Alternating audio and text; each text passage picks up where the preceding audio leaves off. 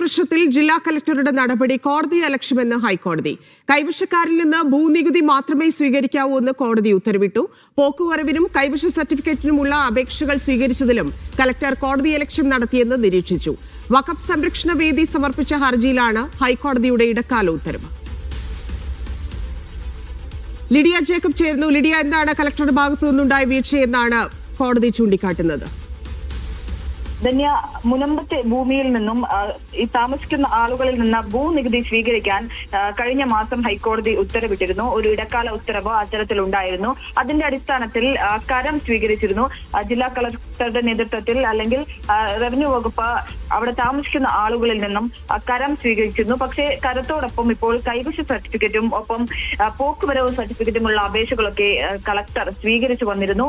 അതിനെതിരെയാണ് ഇപ്പോൾ ഒരു വഖഫ് സംരക്ഷണ വേദി സമർപ്പിച്ച ഹർജിയിൽ ഒരു ഉത്തരവുണ്ടായിരിക്കുന്നത്.